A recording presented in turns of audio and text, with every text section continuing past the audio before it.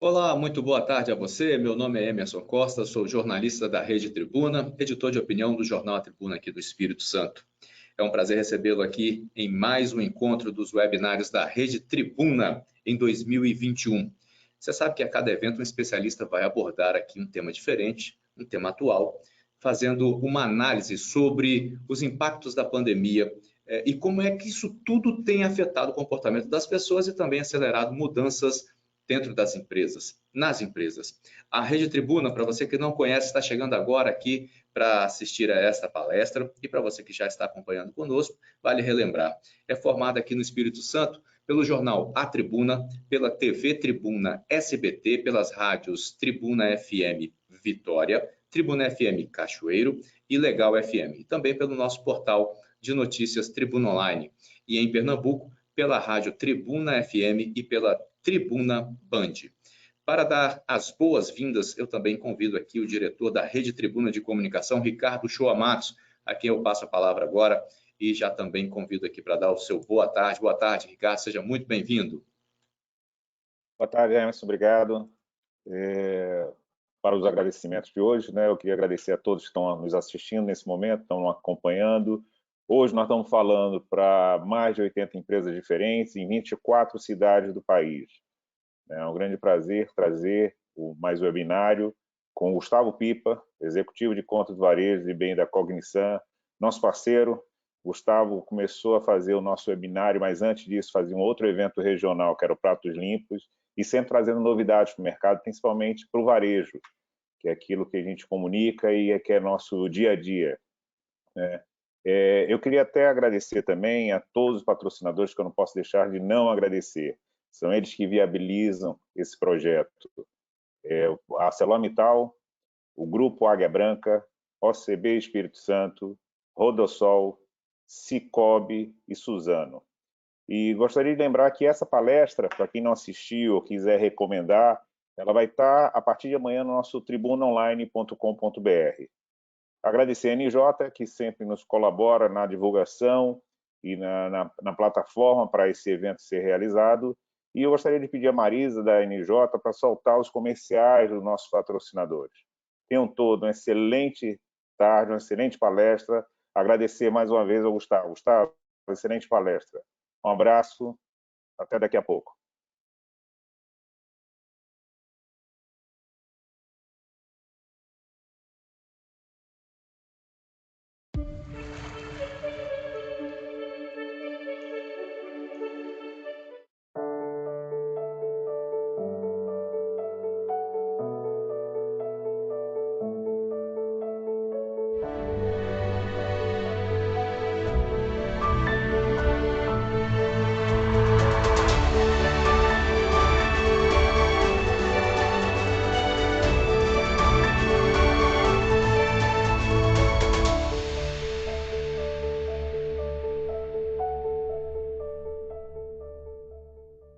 Há 75 anos vivemos uma história de inovação. Nossa gente não desiste de fazer o melhor, de buscar o novo, de ir além. Ver nossa história é olhar para trás, é olhar para frente. Somos um dos maiores conglomerados de transporte e logística do país. Reunimos milhares de pessoas em um único propósito: mover o mundo com excelência e respeito às pessoas. Grupo Águia Branca, 75 anos de inovação. Com o esporte eu aprendi que cooperar é a grande sacada, que as maiores vitórias vêm do trabalho em equipe, pessoas que se unem para conquistar juntas. Esse é o cooperativismo. Mais do que um modelo de negócio, um jeito diferente de empreender. E ao contrário do que acontece nas quadras, aqui a rede está do nosso lado, é a nossa força. E os cooperados somos nós, mais de 15 milhões de brasileiros. E também pode ser você. Vem ser Coop, tudo ao seu redor já é. Promoção Cicobi, investir é para todos. E aí, o que você quer ser? YouTuber, investidor, agricultor, investidor, professor, investidor? No Cicobi, todo mundo pode ser investidor. No Cicobi, todo mundo pode ser investidor. A partir de R$200, você vai participar de sorteios de prêmios e de 15 em 15 dias você pode ganhar. Então, fechou? Você é investidor? Invista com a gente. Aqui, investir é para todos. Cicobi, faça parte. Nosso trabalho da inspeção de tráfego, fazer inspeção em todo o sistema rodovia do Sol, desde verificações de cerca, manutenções da rodovia, acidente, possíveis objetos que caem na pista, tudo que é relacionado à segurança da pista. Já foram feitos estudos, a placa é para obedecer o limite de velocidade. Todo mundo descumprir, com certeza não vamos chegar a zero, mas o índice de acidente vai ser bem menor. Para a gente é gratificante, né? Principalmente quando a gente consegue realmente salvar uma vida. A solidariedade é em primeiro lugar. Você poder ajudar uma pessoa sem discriminação, sem saber que essa é rica, a outra é pobre, um é um andarilho, o outro está no carro de luxo. Para a gente é a mesma situação, o mesmo atendimento. Em primeiro lugar, o ser humano. A Nova Suzano nasceu para o mundo. Uma multinacional brasileira, feita por gente que inspira e transforma. Para tornar isso possível, contamos com um time de mais de 35 mil colaboradores, 11 unidades industriais, centros de distribuição, além de escritórios e centros de tecnologia espalhados pelo mundo. Cuidamos de mais de 2 milhões de hectares. Cultivando parcerias com comunidades locais e valorizando as culturas regionais, movimentamos um grande ciclo do bem. Esse é o presente que plantamos hoje para as próximas gerações. E cada passo nessa jornada representa um importante avanço no cuidado com o nosso futuro.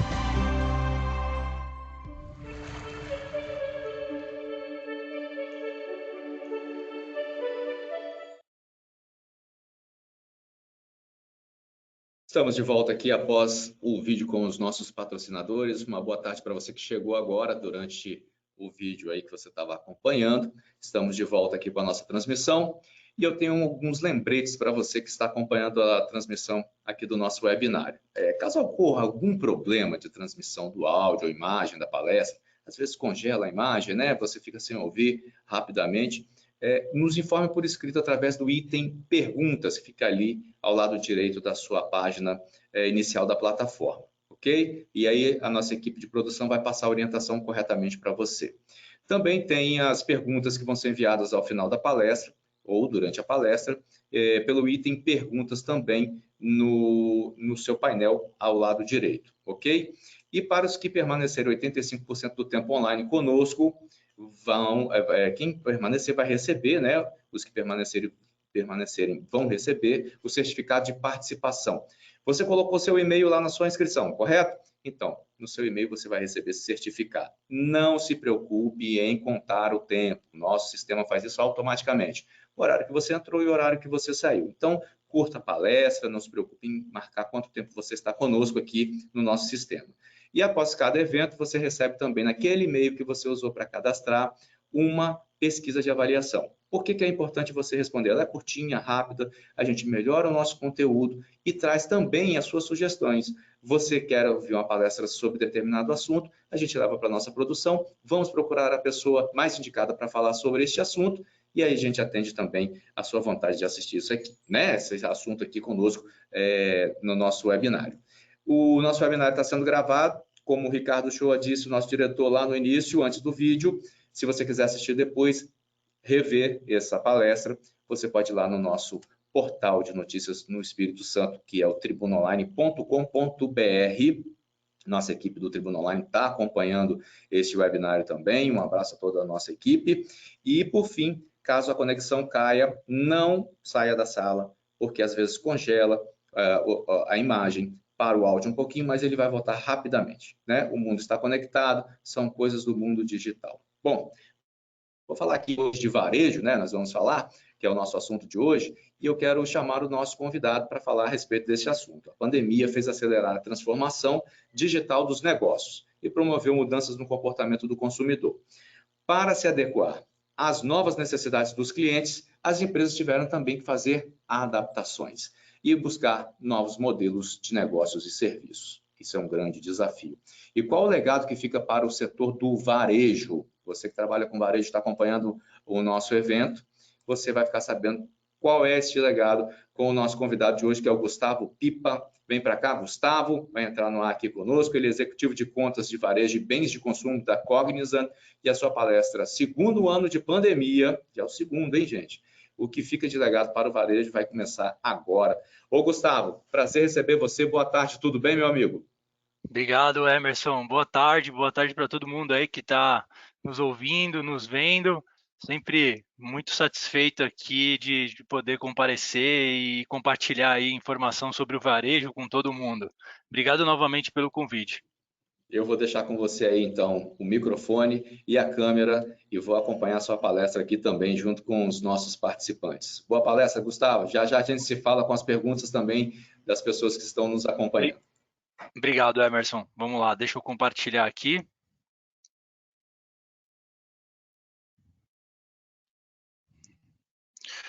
Bom, como o Emerson falou, pessoal, meu nome é Gustavo Pipa, eu trabalho na Cognizant. A Cognizant é uma empresa americana, a gente vem ajudando aí os nossos clientes na transformação digital, trabalhando e entendendo o que é relevante para os próximos anos e implementando isso neles. Especificamente sobre hoje, como o Emerson também comentou, a gente vai falar um pouquinho do varejo, Deixa eu só ver se eu estou conseguindo passar aqui a minha tela. Vamos lá. Vamos falar um pouquinho aí da indústria do varejo, que na verdade ela vem enfrentando alguns desafios, né? A gente sabe disso. O cenário atual é em busca aí por otimismo. A gente sabe também que o ano de 2020, vale lembrar, né, terminou com uma aceleração do desempenho do varejo dentro do segundo semestre, especificamente, e isso, inclusive, gerou uma expectativa bem grande para 2021. O que aconteceu em 2021 nesse primeiro semestre, acho que não vale muito a pena a gente se estender, né? A gente sabe que tem sido recordes e recordes de vítimas e casos de Covid ainda. A própria vacinação tem demorado muito, muito mais do que deveria, né? Mas o primeiro semestre de 2021 não foi como a gente esperava. Mas o que esperar, então, desse legado pós-pandemia, né? O que mudou? Quais são os desafios que a gente vai ter no pós-pandemia? E aqui eu tentei trazer para vocês 3 grandes pilares, vamos dizer assim. O primeiro deles, falando um pouquinho do varejo digital, né? Como redobrar os esforços online para sustentar o impulso digital que a pandemia trouxe. O que significa isso? Está na hora da gente identificar e intensificar toda a transformação digital que foi, inclusive, consolidada e implantada durante o ano de 2020 e até recentemente esse ano ainda, por causa da pandemia, e continuar olhando para esse mundo, né? É um mundo que ganhou muita força durante a pandemia, a gente vai ver alguns números, e a gente já sabe que é uma realidade pós-pandemia também. O segundo pilar, o segundo item que a gente vai conversar hoje, é falar sobre novo papel da loja física, né? A gente sabe que tendo as vacinas aí para a grande população, a volta às compras presenciais vai acontecer. Então, essas lojas físicas precisam se preparar para as compras experimentais dentro da loja, que vai atrair o consumidor, entre outras coisas que a loja física tem se transformado. E por último, o último grande pilar aí que a gente vai discutir um pouquinho é abordar aí o tema do tão falado novo consumidor, né? Ele mudou, não foi pouco. Eu acredito que nesse ano e nos próximos anos, na verdade, as empresas vão precisar ser mais ágeis, mais flexíveis para se destacar frente a esse novo consumidor que mudou bastante. Então, começando a falar um pouquinho do nosso primeiro pilar aí do varejo digital, a gente sabe que a digitalização do comportamento do consumo nesses mais de 1 ano e meio de pandemia, né? Como o Emerson falou, a gente já entrou no segundo ano de pandemia. O e-commerce continua sendo um fator super importante, cada vez mais para as empresas, e com certeza deve ganhar ainda mais relevância aí nas estratégias de negócio, uma vez que a pandemia impulsionou toda essa questão digital, toda essa era digital. Eu trouxe alguns números aqui para compartilhar com vocês em relação ao cenário do varejo digital brasileiro em 2020. Olha só o que a gente pode constatar, né? Primeiro, mais de 13 milhões de novos consumidores, 29% dos consumidores fizeram a sua primeira compra online em 2020. Então, muita gente adquirindo esse novo modelo de compra digital. Dos 29%, 83% declararam que voltariam a fazer a compra online. Então, aqui mostra também, é um outro número que mostra que pós-pandemia, com certeza, esse modelo vai continuar crescendo. um número super relevante, né? 41% do aumento no e-commerce em 2020, atingindo aí mais de 87 bilhões de reais de faturamento no ano de 2020. Eu acabei adicionando aqui um dado que eu achei super interessante, que mostra o primeiro trimestre de 2021. A gente cresceu aí um pouco mais de 38%. Isso mostra também que o crescimento do varejo digital esse ano continua muito grande. Se a gente olhar um pouco relacionado ao varejo digital, ao comércio eletrônico de uma forma mais global, a América Latina teve um grande destaque aí no crescimento. Apesar, né, de, claro, a gente ter sofrido talvez as piores quedas do que a média nas vendas gerais do varejo, o comércio eletrônico na nossa região surpreendeu bastante. Aí a gente alcançou mais de 36%. Acho que vale colocar aqui que o maior destaque foi a nossa vizinha Argentina, que cresceu quase 80%, né? Cresceu 79%, mas com certeza o Brasil crescendo mais de 40% também ajudou bastante a gente a galgar esse primeiro lugar aí globalmente. Aqui vale ressaltar alguns outros pontos que eu acho importante compartilhar com vocês. O primeiro deles, o frete grátis. O frete grátis é um dos principais motivadores de compras pelos consumidores brasileiros. Então, o varejista está olhando muito esse item. E uma outra característica que tem chamado muita atenção é a velocidade da entrega do delivery. Cada vez mais o consumidor está colocando como um dos principais motivadores a velocidade com qual ele compra e recebe o pedido em casa. Eu acho que aqui é até interessante a gente voltar lá também no início de 2020, em janeiro, antes ainda da gente começar de fato a falar da pandemia, porque a gente discutia muito, né, sobre essa questão logística e tudo mais, e se falava que tinham entregas já em até 48 horas, depois no meio do ano passou a ter entregas em até 24 horas. Hoje em dia, a gente está falando aí em muitos varejistas, muitas empresas trabalhando em entregas no mesmo dia, em até 4 horas, ou até mesmo em até 1 hora em algumas regiões, né? Então, houve sim, de fato, um investimento muito forte de automatização, robotização dentro dos centros de distribuições dessas empresas, mesmo no processo da cadeia logística dessas empresas, para de fato trazer uma experiência diferente, uma experiência um pouco melhor para o consumidor que tem de fato usado aí o varejo digital como uma das principais formas de compra hoje em dia. E isso tem impulsionado a geração disso aqui, gente. E o que é isso? São uma série de marcas nativas digitais que estão sendo criadas para aproveitar todo esse mercado de novos consumidores. A gente sabe que com o isolamento social, as restrições que a gente teve de abertura do comércio até pouco tempo, né, houve um impulso muito grande, um crescimento muito forte no e-commerce, e a gente começou a ver uma série de empresas, startups, que de fato começaram a trabalhar e serem criadas para de fato surfar essa onda do varejo digital. Algumas delas devem ser bastante conhecidas já, né? Não são mais hoje uma startup, mas outras ainda são. O que é interessante da gente ver aqui e aprender até um pouquinho com essas empresas é como que elas hoje estão trabalhando, né? Como é que é essa cultura que nasce 100% digital? E aqui eu listei algumas características que se destacam nelas, acho que é super relevante, acho que a primeira delas, e a gente tem escutado isso há muito tempo, são a forma como trabalham com os dados, né, a parte analítica por trás. Cada vez mais essas empresas estão trabalhando de forma mais inteligente, de forma mais rápida, criando aí tomadas de decisões muito rápidos para o mercado, fazendo experimentos, testes muito rápidos, direcionando uma propaganda, direcionando um marketing de forma muito assertiva e, ao mesmo tempo, fazendo toda essa análise dos dados por trás. Se entendeu que não dá certo, volta para a prancheta, analisa novamente, manda novamente para o mercado, funcionou, impulsiona os dados dentro do mundo digital e assim por diante, né? Muita gente está falando aí que é uma cultura de startups e é isso mesmo. cada vez mais a gente precisa estar antenado e olhando esse novo mundo, né? Aqui no Brasil, inclusive, a gente tem visto muitas empresas, né, que estão aqui olhando esse mundo, né?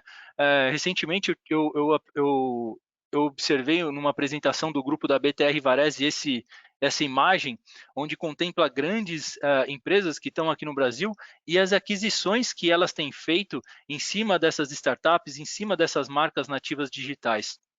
Acho que aqui vale até destacar, todo mundo tem visto, né, na mídia, a Magazine Luiza, a Magalu, adquiriu mais de 20 startups no último ano, é um número bem grande se comparado a outros concorrentes, né? Ela vem trabalhando aí em, de fato, criar um modelo de ecossistema de negócio para o consumidor não precisar sair do super app dela.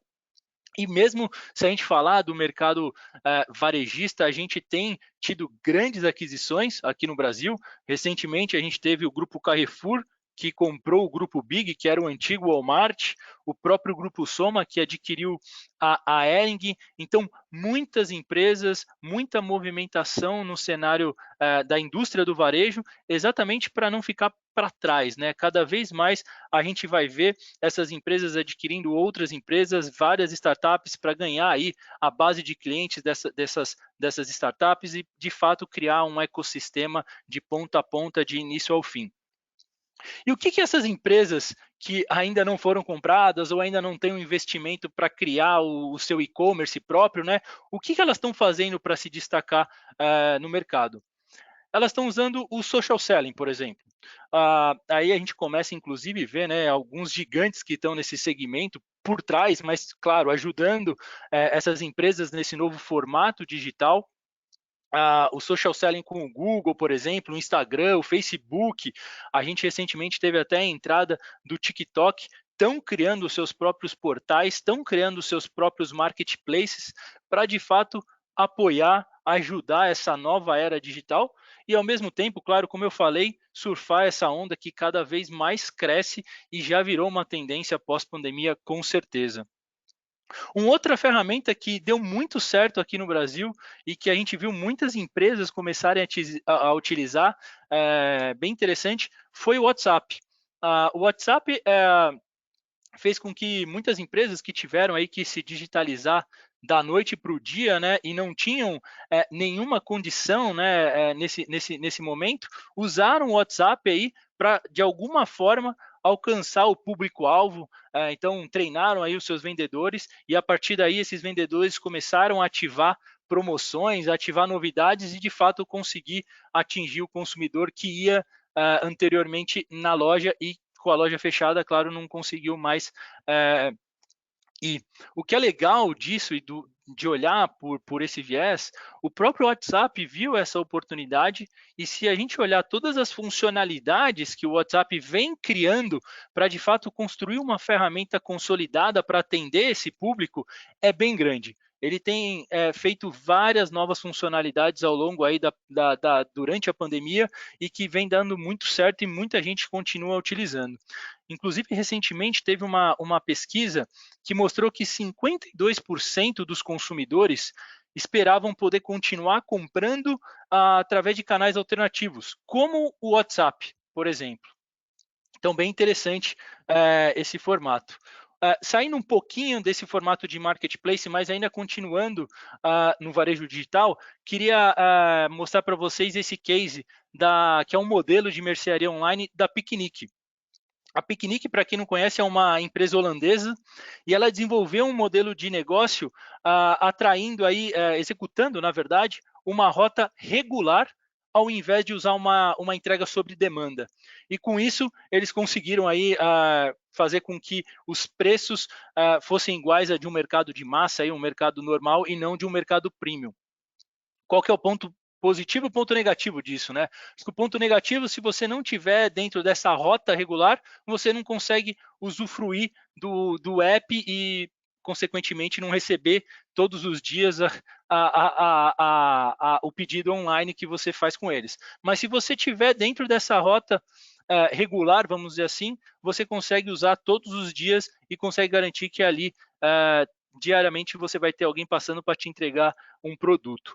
Eu coloquei esse case aqui porque ele tem sido muito discutido ao redor do mundo, ele tem crescido muito na Europa, a própria Piquenique já saiu da Holanda e começou a operação em outros países, como por exemplo a França, e tem dado muito certo. O próprio mercado americano tem adquirido, tem feito alguns testes com esse novo modelo de rota regular e provavelmente a gente vai ter isso aqui também em breve no Brasil.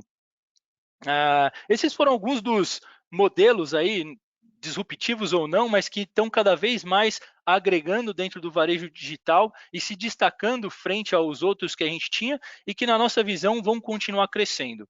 Agora, colocando um pezinho lá no nosso segundo pilar, mas sem sair ainda do varejo digital, eu queria falar um pouquinho sobre essa frase que também foi dita pela Kate, aí deu muito o que falar, onde ela diz que nós temos que começar a aceitar que o varejo físico vai se tornar um sistema de suporte para o varejo digital. E aqui a gente começa a ter alguns exemplos que foram criados durante a pandemia e que, na nossa visão, como pós-pandemia, é um grande legado e que vão continuar sendo usados esses serviços. Como, por exemplo, o BOPS. A gente conhece bem aqui no mercado brasileiro, ele tem tido uma aderência muito grande.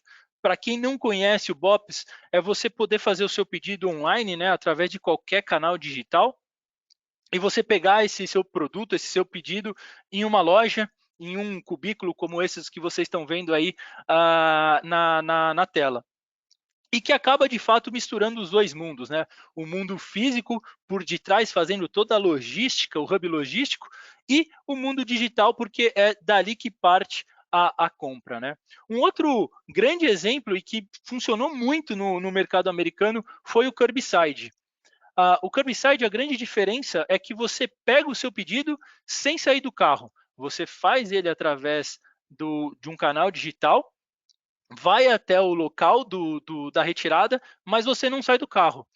Esse é um serviço que cresceu muito no mercado americano, claro, por trazer aí maior conveniência, maior segurança, por você não precisar sair do carro, e também por ser um modelo aí que qualquer varejista pode usar, né? Acho que coloquei uma foto um pouco mais provocativa hoje aqui para expor o Curbside, porque vocês podem ver aí uma pessoa que trabalha em uma determinada loja que recebeu o pedido já sem máscara.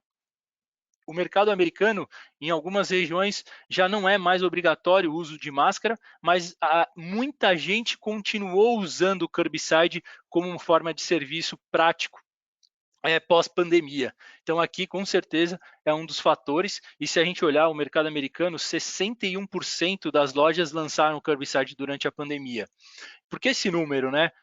Acho que um outro dado relevante que ajuda a suportar isso é que as marcas que implantaram o Curbside tiveram aí um aumento de aproximadamente 32% nas vendas online. Então, confirmando, claro, ainda mais a frase da Kate, entre o mundo físico suportando o mundo digital, mas, claro, juntando os dois cenários cada vez mais integrados e único, né? E agora sim, já falando do nosso segundo pilar e da loja física, né? Acho que vale colocar aqui que a pergunta que eu mais respondo nos últimos anos, quando a gente vai falar da loja física, é se ela vai morrer ou não.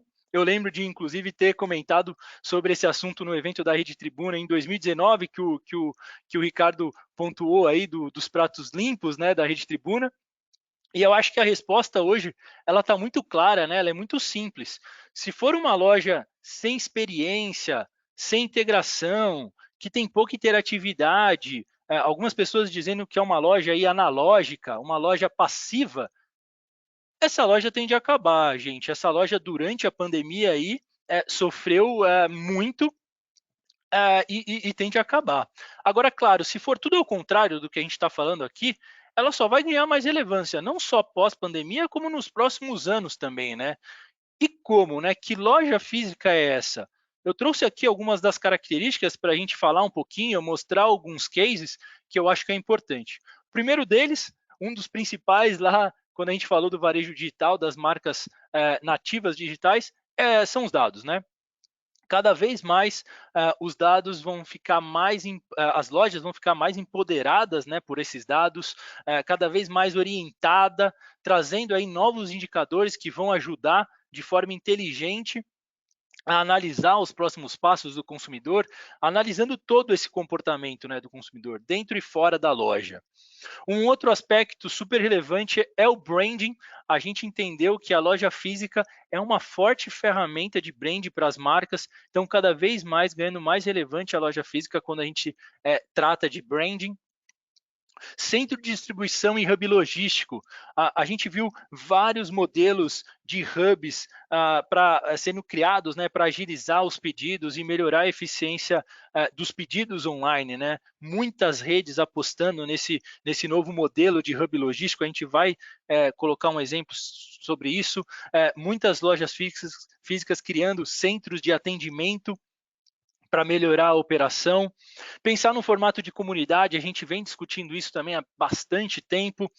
Redefinir toda a experiência da loja, pensando de fato em experimentação, relacionamento, novos layouts, toda a parte contactless, né, que é o consumidor não precisar ter contato algum e conseguir usufruir, fazer o seu pedido e sair da loja de forma a não ter um contato para trazer maior segurança e maior comodidade. Tudo isso integrado, 100% integrado com os canais digitais, né? Acho que isso é fundamental. E aqui, gente, lembrando, né? A loja física ainda representa 94% do varejo brasileiro. Então, esse é um número muito expressivo, muito grande, que a gente não pode esquecer e deixar para trás, né? Cada vez mais a loja física mais relevante, não menos. Aqui queria compartilhar, então, começar a compartilhar alguns cases que eu falei para vocês. O primeiro deles, a Lululemon, estima-se que quase 10 mil lojas nos Estados Unidos foram fechadas durante a pandemia. A Lululemon, na contramão de tudo isso, abriu mais de 100 lojas. O que eles fizeram? Eles abriram essas pop-up stores que vocês estão vendo aí na minha tela, que na verdade eles abriram para criar um hub logístico e dessa forma melhorar a lista de espera virtual que eles tinham, conseguir entregar via serviço de BOPS ou via serviço de curbside em até 2 horas, criaram um programa de educação digital para a comunidade gigantesco. Então, um case super interessante que foi contramão de tudo que a gente viu durante a pandemia.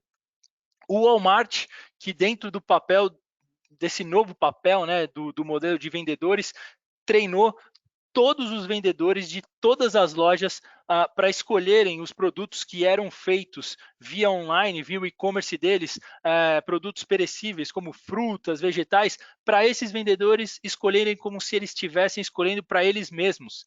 E assim eles conseguiram entregar uma experiência super diferenciada para o consumidor final. Agora, do meu lado esquerdo aqui, a gente tem 2 cases aqui divididos. Do meu lado esquerdo, a gente consegue ver a Taco Bell. A Taco Bell é uma rede de fast food, eu não sei se todo mundo conhece, a gente tem ela aqui no Brasil, e ela tem apostado fortemente entre o mundo físico e o mundo digital, e ela abriu esse restaurante há pouco tempo na Times Square, em Nova York.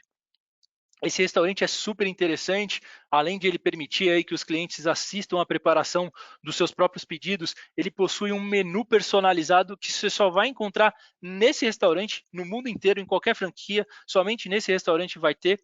Então, trazendo aí uma personalização para o lugar, criou esses quiosques de autoatendimento para você fazer o pedido, e a retirada é realizada através de cubículos aí que acendem quando o produto fica pronto, a comida fica pronto. Então, também trazendo aí todo o contexto de contactless para você não ter contato nenhum com nenhum atendente. E também do lado de fora, caso você esteja querendo usar o app, você pode fazer o pedido e através de uma tela sensível ao toque, quando você chega no restaurante, você pode colocar lá o número do pedido, abre um armário, você pega o pedido e vai embora também sem contato algum.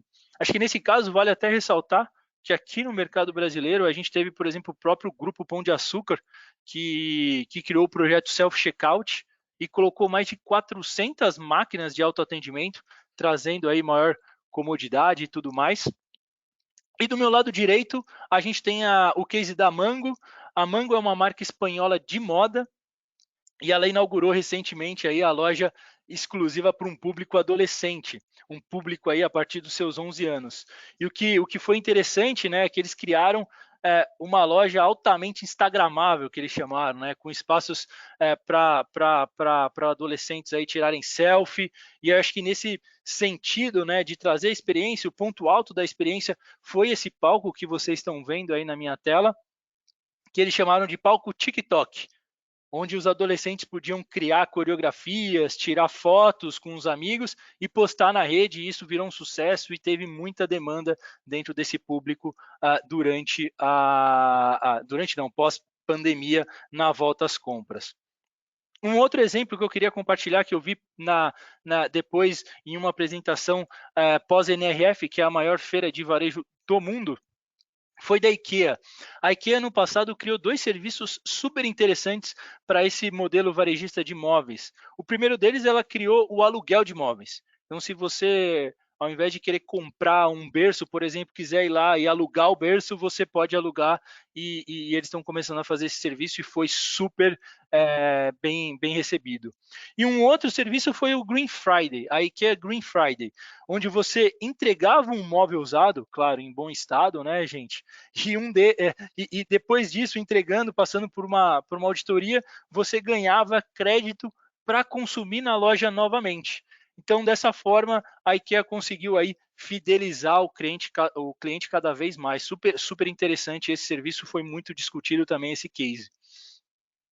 Um outro case super de sucesso, né, quando a gente fala da Amazon, foi o salão de beleza que eles abriram recentemente em Londres, um salão diferente aí de qualquer outro salão de beleza tradicional, né?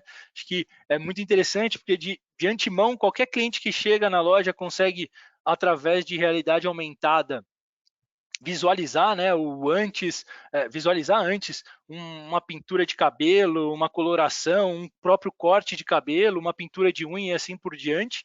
Então, de fato, é um lugar físico que conta com toda a tecnologia possível disponível, né, que a gente tem disponível no mundo, interagindo aí do início ao fim com o cliente. Super interessante esse case também. E eu queria também colocar esse case da Grocery Neighbor. A Grocery Neighbor, ela foi escolhida em 2020 como a empresa mais inovadora pela pesquisa do grupo Webeltoft. É um consórcio de empresas líderes em varejo, para quem não conhece o Webeltoft. E basicamente a Grocery Neighbor criou uma mercearia sobre rodas, pessoal. Eles criaram um conceito de mercearia, isso está sendo feito lá no Canadá, é uma mercearia canadense, e ela oferece aí toda a conveniência, né, que uma mercearia pode trazer, só que em cima de um caminhão. Basicamente é isso. Eles têm um aplicativo, e aí via esse app ele te permite verificar, rastrear onde ele está, ou mesmo ele sinaliza, te manda uma sinalização dizendo que está próximo. E o que é interessante deles é que eles fizeram um trabalho de dados também muito forte, um trabalho analítico, e essa mercearia, ela consegue vender os produtos de acordo com a realidade de cada bairro, de cada região. Eles vendem tudo, desde produtos industrializados, frutas, carnes, peixes, tudo que vocês possam imaginar que uma mercearia vende, eles vendem, mas trabalhando fortemente com os dados e trazendo aí um sortimento para os consumidor final sensacional. Eu trouxe um vídeo sobre ele, eu vou pedir para a Marisa agora colocar para vocês terem uma ideia de como ele funciona. Se você puder colocar, Marisa, por favor.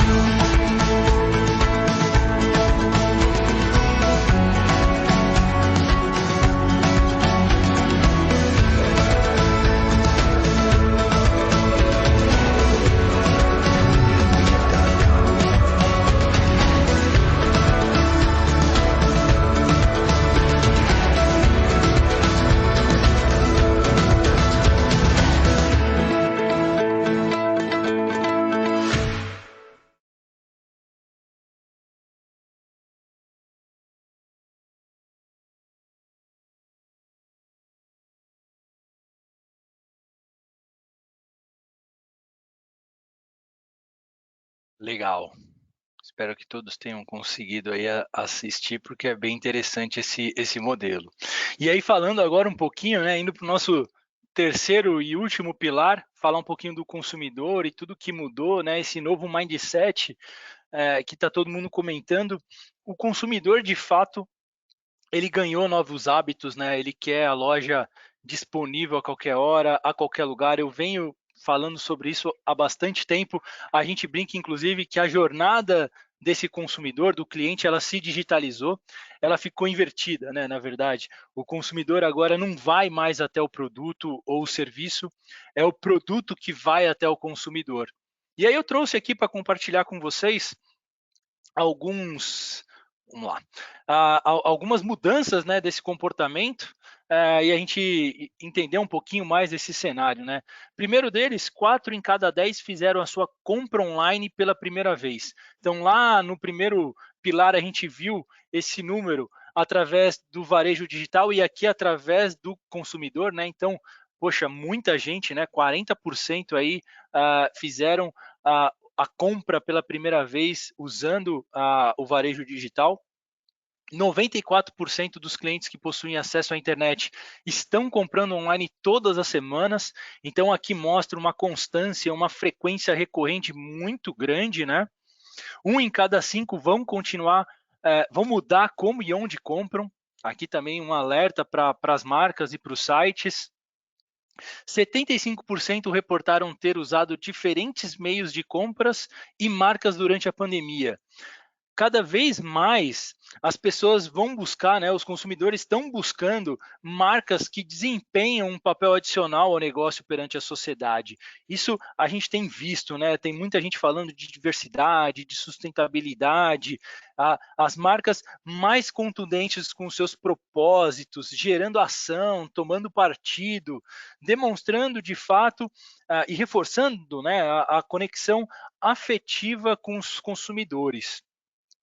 80% reportaram que vão continuar comprando digitalmente, então novamente uma recorrência aí no sentido do varejo digital.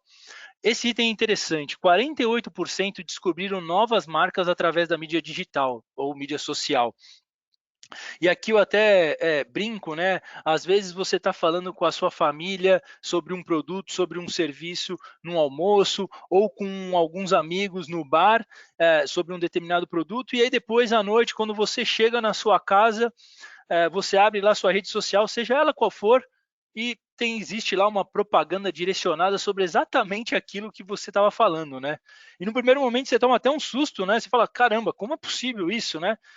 Mas é isso, gente. São vários dispositivos que estão trabalhando para capturar o que você está falando e direcionar de uma forma inteligente campanhas que vão conseguir aí, de fato, te entregar o produto de uma forma mais fácil, vamos dizer assim. E por último, 59% dos consumidores querem respostas mais rápidas, de uma forma que cada vez mais, né, e a gente tem discutido isso, o consumidor quer maior qualidade, quer mais qualidade, ele não consegue mais esperar dias para ter uma resposta da loja, do varejista. Ele espera no máximo alguns minutos. Se você não tiver retorno, se você não der o retorno, ele vai para outro site, ele vai buscar outra marca e assim por diante. Então, a gente precisa tomar muito cuidado nesse momento, quando a gente quer dar atenção para esse novo consumidor, né? Eu trouxe também alguns modelos, vamos dizer assim, que têm ganhado força durante a pandemia. O principal deles é a assinatura.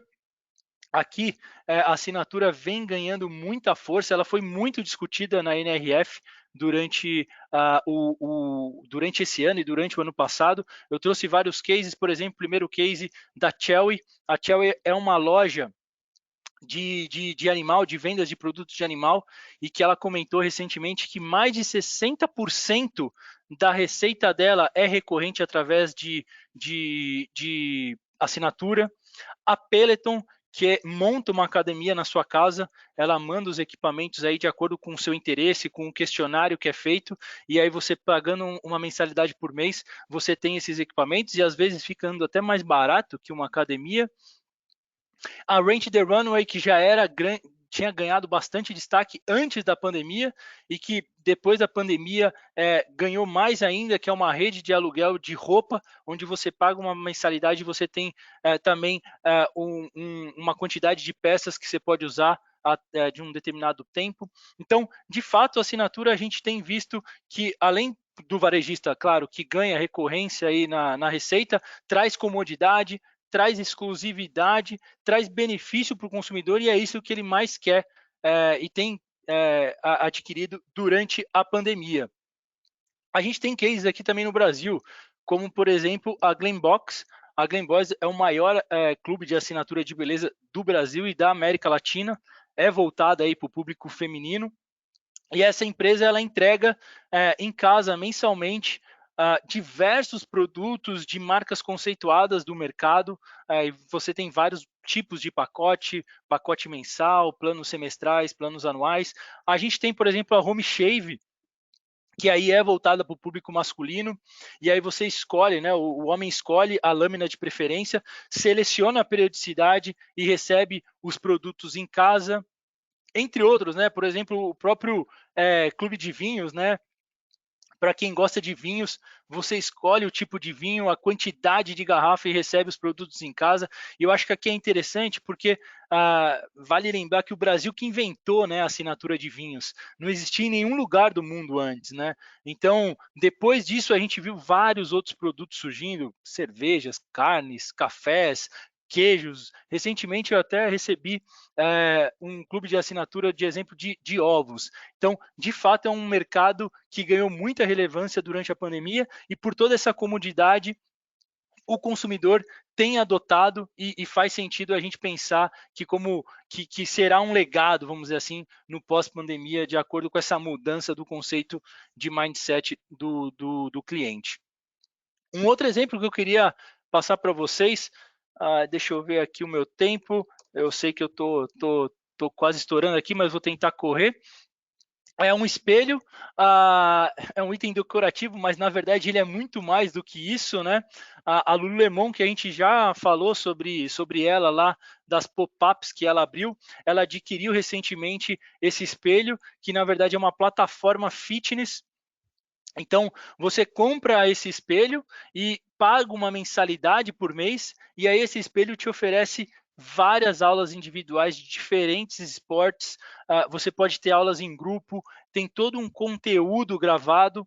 O espelho faz toda a evolução, acompanha toda a evolução dos seus exercícios. Existe uma rede social que você pode postar lá e fazer amizade, muito interessante, ganhou muita demanda no mercado americano. Eu também trouxe um vídeo para vocês entenderem um pouquinho melhor como funciona. Se a Marisa puder aí colocar, acho que vai ser interessante para todo mundo poder visualizar como funciona.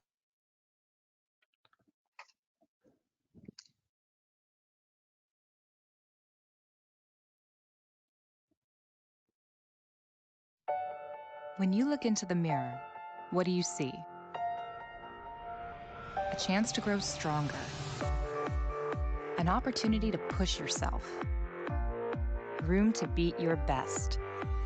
The mirror is a window to a fitness experience the world has never seen before.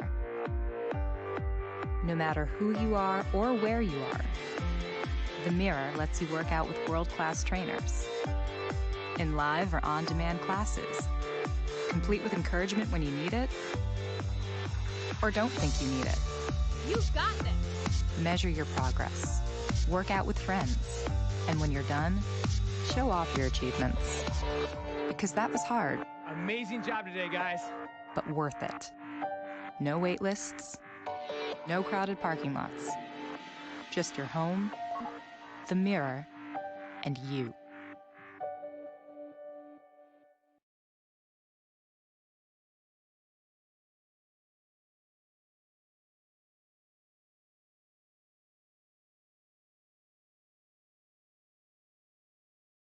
Bom, vamos lá. E aí, para a gente fechar aí a nossa apresentação, o nosso bate-papo, eu queria deixar aqui com vocês 3 conclusões. A primeira delas é mudar a forma de pensar com relação ao seu concorrente. Eu acho que cada vez mais a velocidade da mudança e a amplificação de quem de fato concorre com você está sendo rápida, né? Vocês viram aqui hoje vários exemplos de novos modelos disruptivos, e essa disrupção, né, nos modelos vai trazer muita coisa nova, muita coisa interessante que o consumidor está querendo, esse consumidor está pedindo, então precisamos fazer aí com que a gente tenha uma visão mais macro, mais ampla em cima da concorrência. O segundo item dos dados, eu acho que deu para ficar claro, né, tanto para o varejo digital quanto para o varejo físico, inclusive para o consumidor, os dados são cada vez mais importantes para a indústria do varejo. Acho que aqui vale ressaltar, né, que a gente precisa saber como usá-los, né? Os dados, eles são do cliente, a gente sabe muito bem isso, mas é importante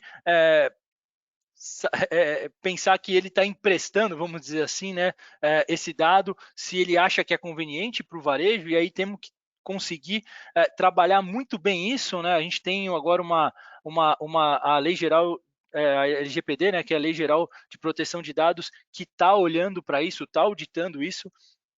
E lembrando, né, os dados, pessoal, são para melhorar o serviço, são para melhorar o produto e a entrega para o consumidor, né? A venda, ela vem depois, ela é uma consequência da análise que os dados vão trazer para ambos os lados, né? Tanto para o varejista quanto para o consumidor. Isso é muito importante ficar claro. E por último, o varejo precisa estar cada vez mais estruturado, essa governança cada vez mais enraizada, trazendo aí uma eficiência operacional, trazer uma experiência consistente, uma experiência contínua, né? Investindo aí na transformação digital. Na minha visão, a transformação digital é um item obrigatório para quem quiser continuar relevante, para quem quiser trazer e conseguir mais e mais produtividade para dentro, tanto da loja, tanto do lado varejista, como também proporcionando para o consumidor isso também. E por fim, para a gente concluir,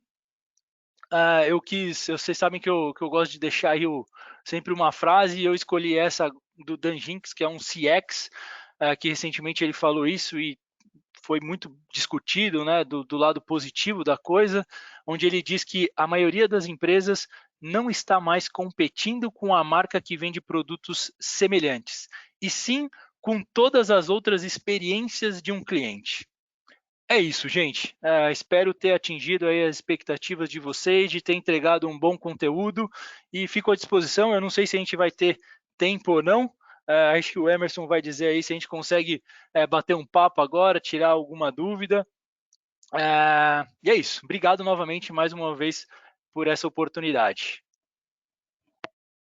Ok, Gustavo, volta com a sua câmera aí para a gente bater um papo aqui com os nossos amigos que estão acompanhando a sua palestra. Ok, olha ele aí, o Gustavo está aqui conosco. Eu tenho participações sim, mas eu quero começar com uma pergunta particular aqui. Você falou um dado aqui que realmente surpreende. 94% dos consumidores preferem lojas físicas, anotei aqui. Qual a sua análise aí a respeito disso, Gustavo? Um número alto, né? As pessoas... Na verdade, hoje, Emerson, se a gente analisar, né, tem algumas pesquisas que mostram que o varejo digital representa de 6 a 8% dentro do varejo como um todo. Então, significa que 94% ou 92% está sendo comprado, está sendo adquirido na loja física. Então, o que esse dado mostra, de fato? Que ainda assim, a loja física é de longe, a forma mais usada para fazer compras no mercado brasileiro, de qualquer consumidor. A gente, por mais que a gente tenha crescido aí os números, como eu mostrei, a 41% no ano passado, e muito consumidor, né? Esses 87 bilhões são uma fatia de 6 a 8% do nosso varejo como um todo. Significa, então, que as lojas cada vez mais físicas são mais relevantes, né? A gente não pode deixar de lado essa representatividade tão forte. Então vamos lá, tem a pergunta da NJ aqui, da Marisa, ela está participando conosco aqui da produção desse evento. E a Marisa Mazarac pergunta o seguinte: diante do nosso momento, esse momento que a gente está vivendo, em quanto tempo você acredita que nós, brasileiros, teremos empresas nacionais nesse nível de atendimento, de serviços cada vez mais individualizados e autônomos, como você trouxe os cases que a gente acompanhou aí de Piquenique, enfim. Aqui no Brasil, a gente já tem casos assim ou a gente ainda está engateando ou está no caminho certo? Sim. Em relação a Piquenique, de fato, e da rota regular, a gente ainda não tem, e se tiver, eu não tenho esse conhecimento, porque de fato é algo que está sendo muito explorado agora na Europa, começou muito recentemente também sendo explorado no mercado americano. A gente acredita sim que vai vir para o Brasil, mas com certeza ainda vai demandar um pouquinho de tempo aí, até para ver se faz sentido ou não, né? Acho que a questão do cenário da Piquenique, do modelo da Piquenique, dentro de um território grande, como é o Brasil, como é o mercado americano, ele não é tão adaptado como é os centros, as capitais que a gente tem dentro da Europa e que funcionaram muito bem.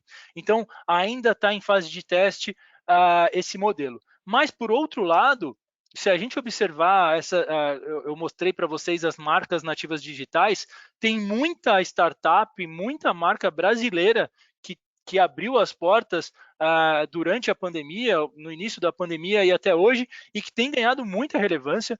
Todas essas aquisições recentes que eu mostrei de grandes varejistas, de grandes empresas que estão dentro do nosso território comprando essas startups, são startups brasileiras, são startups que estão criando os modelos de negócios disruptivos e que até então não tinham tido uma capacidade de investimento tão grande, e agora com essas compras, com essas aquisições, tem por trás aí uma Magazine Luiza, uma B2W, um Carrefour, e assim por diante, e aí conseguem alavancar mais ainda esse conceito. Então, sim, temos algumas empresas em alguns casos que a gente comentou, mas especificamente da Piquenique não, por talvez ser ainda um cenário a ser explorado devido ao tamanho do território brasileiro.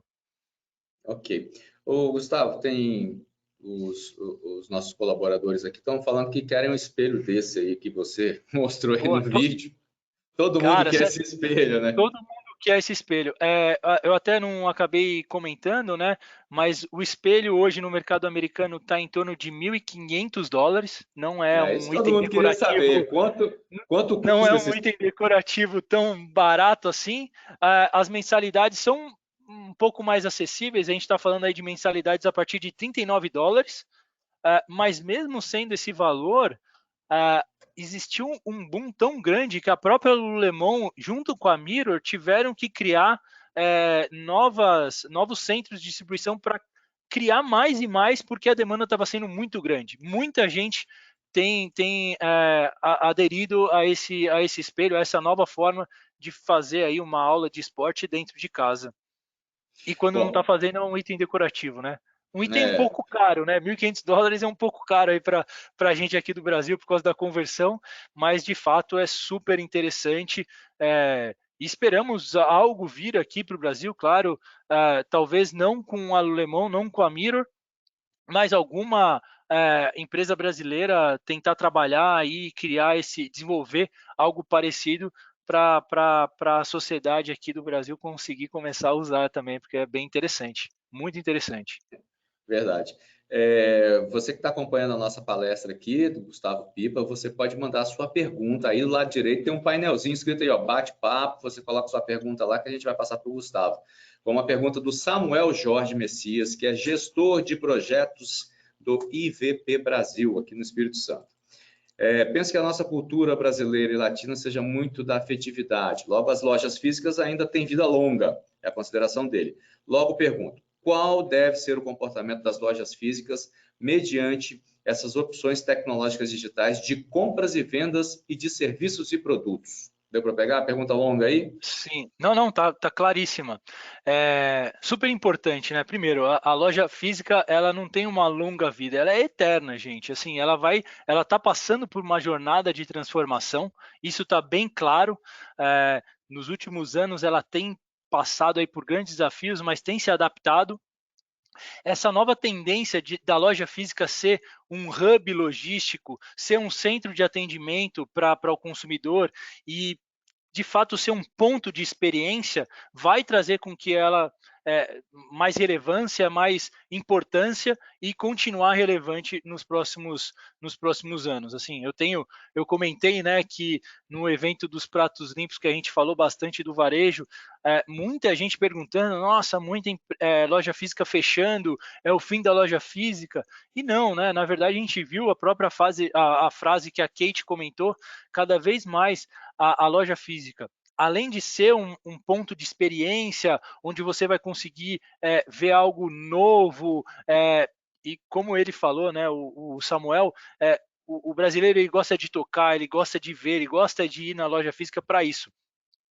Mas, ao mesmo tempo, faz sentido sim a loja física se automatizar e criar esses hubs logísticos para melhorar a performance do mundo digital. O mundo digital cada vez mais vai estar integrado a essas lojas físicas. Todos os canais digitais das lojas físicas que elas possuem, elas precisam estar integrados. A gente precisa saber que o consumidor A que entra na loja física é o consumidor A que entra em qualquer canal digital que ela tenha. Isso vai ser super importante para análise de dados, para conseguir passar de forma mais clara, para chegar até o consumidor e passar exatamente de forma assertiva qual é o produto que ele quer, qual é o serviço que ele está esperando. Então, sim, cada vez mais a loja mais relevante, mas de fato está tendo aí uma transformação nessa jornada. Ok. Ô, Gustavo, a Marisa estava citando aqui também, estava na nossa discussão aqui online, o exemplo de sucesso da loja física é o Magazine Luiza, que está forte no digital e vai inaugurar mais de 50 lojas físicas no Rio de Janeiro. Sim, Rio de Janeiro, por aí afora, o Espírito Santo também deve entrar nesse bolo aí. Eu acho que pelo país todo ela vai ter um representante, uma loja física, né, em cada estado. Sim. Aí. Acho que pelo menos pelo que eu estava vendo aí das expansões, ou a expansão prevista pela Magazine Luiza, que é um grande case, né?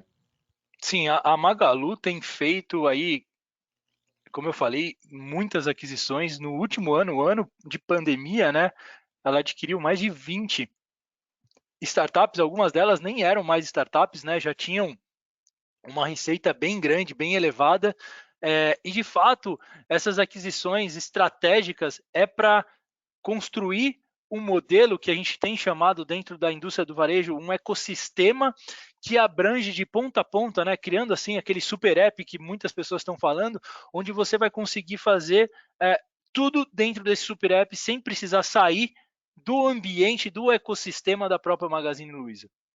Okay. Então, cada vez mais a gente vai ver as startups, por exemplo, essas aquisições, como eu falei, ela está ganhando a base de clientes, ela está ganhando uma rede logística maior, ela está ganhando um suporte cada vez maior de ponta a ponta, do início ao fim, dentro do seu próprio ecossistema. A gente vai começar a ver não só a Magazine Luiza, né, a B2W também, e várias outras grandes varejistas que estão saindo, inclusive, né, acho que estão abrindo aí o leque e não estão só mais sendo uma indústria do varejo, né, elas estão trabalhando em indústria financeira porque elas adquiriram startups financeiras, elas estão trabalhando inclusive em indústria de games, de gamificação para dentro do app. Então, existe um cenário muito que está abrangendo muito e cada vez mais está se vendo lá fora, né, esse movimento, e aqui agora no Brasil também. E a Magazine Luiza é um destaque gigante nisso. Ok, deixa eu chamar aqui. Opa, eu acho que na nossa conversa aqui, o diretor da Rede Tribuna, Ricardo Shoa Matos. Ricardo está por aí, está online, ele vai aparecer aí e vai fazer uma pergunta para você também, que ele está acompanhando o nosso bate-papo aqui. O Ricardo é um conhecedor de excelência aí do mercado. Né? Eu tive que mudar ele vai conversar com você. Eu tive que mudar o sistema, vim para outro. Estamos falando aqui de internet, é como se tinha que vir para outro aqui. Teve falha no notebook. Gustavo, obrigado mais uma vez. A sua palestra, a gente fica sempre colocando a cabeça para pensar o que vai ser daqui a amanhã, né, daqui a tantos anos. Mas aí o Samuel tinha uma pergunta aqui, que o Samuel foi nessa linha. E aí eu queria ouvir você. Loja física. Todos nós somos consumidores. E em algum momento você vai na loja física para medir o seu produto, sentir aquele produto, acompanhar de perto e ouvir o principal, que é o vendedor, é o atendimento, é o esclarecimento daquela dúvida que você tenha daquele produto. O e-commerce, na minha opinião, leiga, ele está como um acompanhamento ali. Você vai para uma pesquisa ou para alguns produtos que você pode comprar, mas a loja física jamais vai perder essa característica do conhecimento do vendedor, da demonstração do produto, da sua experiência diretamente com o produto aí.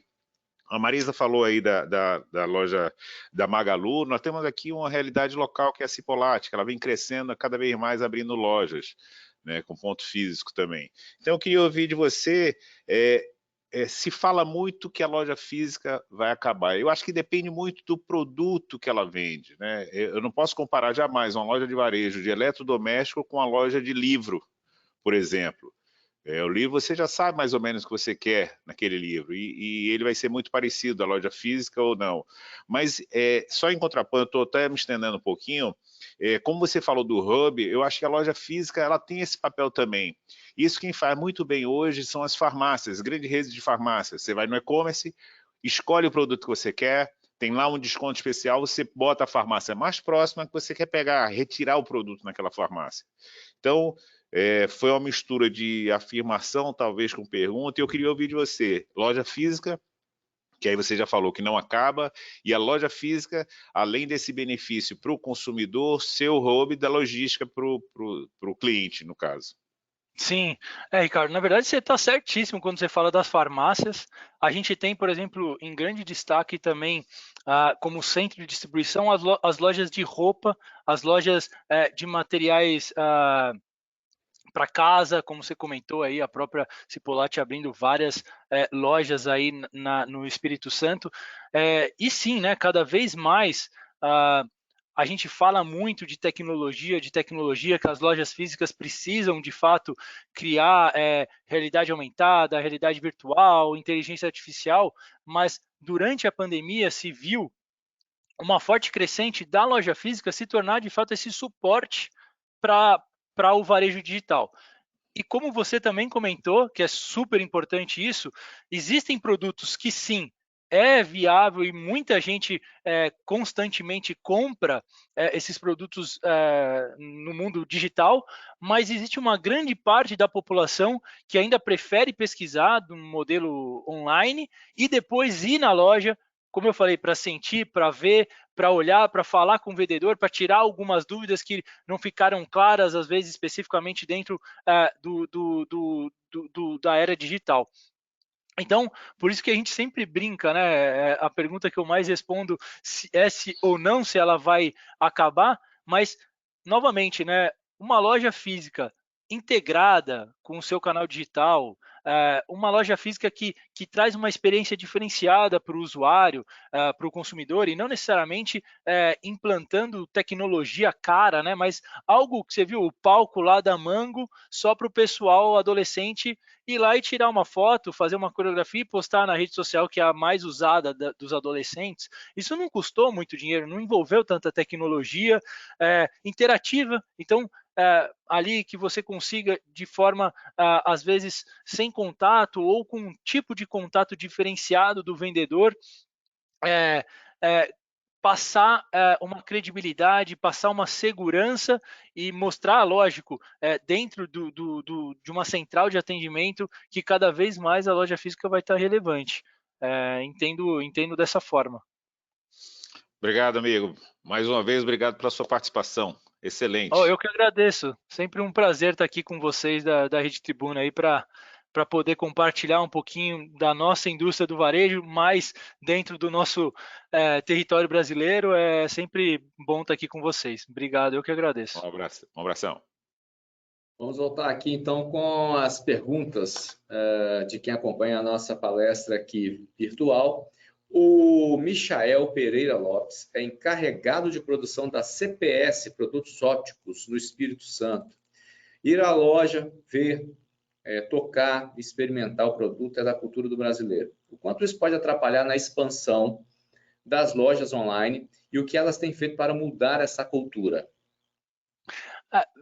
Eu acho que uma coisa não atrapalha a outra. Na verdade, assim, como o Ricardo falou, tem alguns produtos que existe uma comodidade, uma preferência do próprio consumidor que vai até a loja física em fazer essa compra online, por trazer aí talvez uma maior exclusividade, um benefício de não precisar sair de casa para aquele produto. Se for um produto novo, um produto que acabou de sair do mercado, já é um pouco diferente. Ele pode até fazer essa pesquisa, ele pode até entrar nos e-commerces que ele frequenta, que ele compra, mas existe essa importância, ou na verdade esse modelo do nosso território brasileiro, até mais do que o americano e o chinês, por exemplo, que estão à frente no varejo digital, de ir lá, tocar, sentir, ver essa inovação que foi criada para ver se de fato faz sentido. Normalmente são produtos mais caros, normalmente são produtos que acabaram de sair, que são novidades. Diferentemente, por exemplo, quando você precisa, como o Ricardo comentou, um remédio que você compra mensalmente, não há necessidade de ir até a farmácia. Se você sabe qual que é o produto, você consegue de forma muito cômoda comprar ele no e-commerce das farmácias, ou uma roupa que você já está acostumado a comprar daquela marca e assim por diante. Então, acho que uma coisa não interfere na outra.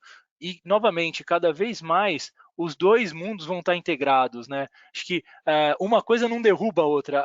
A ideia é que eles cada vez mais se unifiquem, né? A gente fala muito de omnichannel, muito da omnicanalidade, mas cada vez mais a gente vai ter um canal único, onde esse consumidor que vai até a loja e compra aquele produto é o mesmo que vai até a loja online e compra um outro tipo de produto. A gente tem que saber dizer que ele é aquele consumidor igual para ambos os modelos.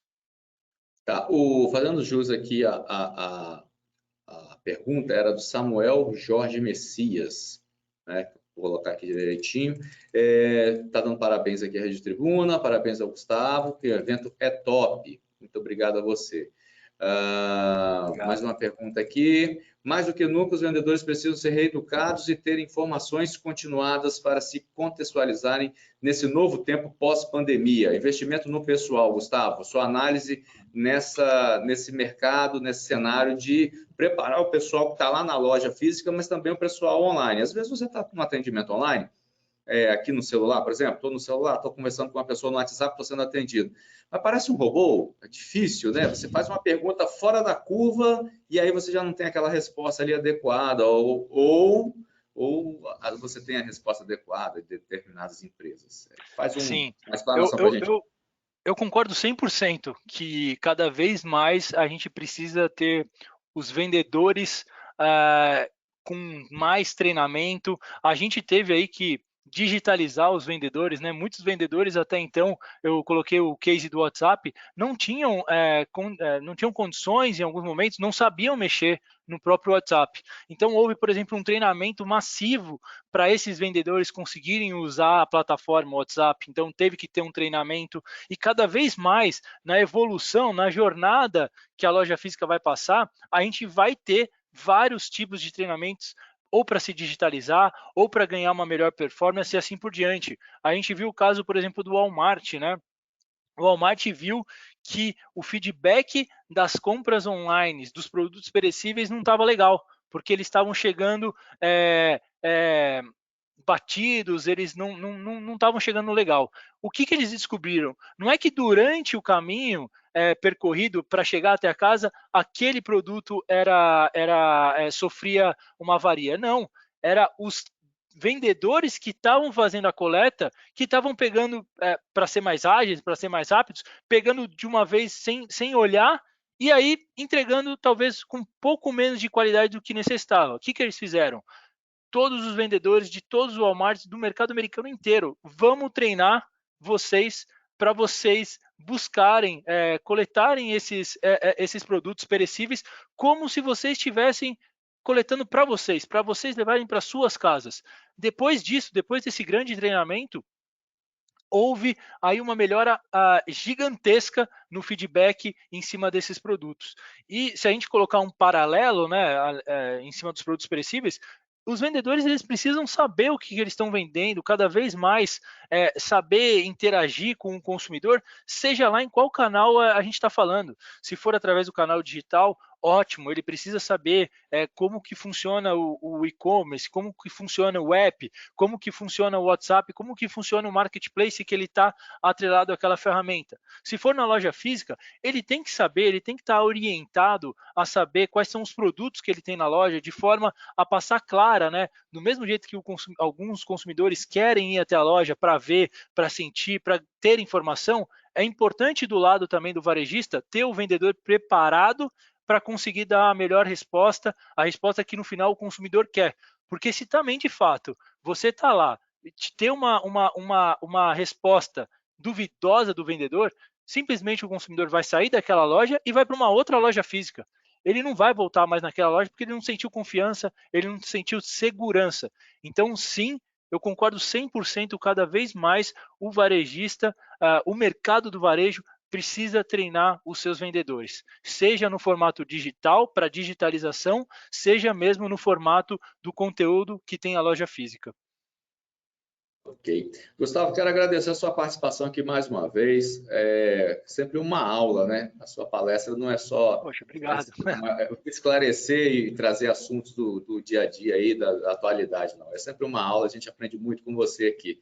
O Gustavo Pipa, executivo de contas de varejo e bens de consumo da Cognizant, segundo ano de pandemia, o que fica de legado para o varejo foi a palestra do Gustavo. Gustavo, um abraço para você, tudo de bom e uma boa semana ainda, porque hoje ainda é terça-feira, né? Tem muita água para rolar nessa semana, né? Obrigado, Emerson, obrigado a todo o time aí da Rede Tribuna, ao Ricardo, é sempre uma grande satisfação estar aqui para a gente bater esse papo e compartilhar a informação do varejo com vocês. Até logo. Gustavo. Até a próxima. Quero convidar o Gustavo e convidar você também para o próximo webinário, que é no dia 17 de agosto. Vamos conversar com o CEO do SBT, José Roberto Maciel. Vamos conhecer um pouco mais das estratégias empresariais e de marketing que levaram a emissora fundada por Silvio Santos, o patrão, a se tornar uma potência no mundo e sacudir a mídia brasileira. Ele que voltou essa semana, estava gravando aí os programas já e voltou depois desse período da pandemia, né? E aí você está convidado para o dia 17 de agosto. A você eu quero agradecer a sua participação nesses dois eventos deste mês. Mês que vem a gente retorna com mais um webinário e sempre lembrando, a pandemia ainda não acabou, cuide-se da melhor forma possível, né? E vamos aí caminhando para o final dessa pandemia o mais rápido possível, se Deus quiser. Para você, uma ótima semana, tudo de bom, muito obrigado pela sua companhia, até a próxima.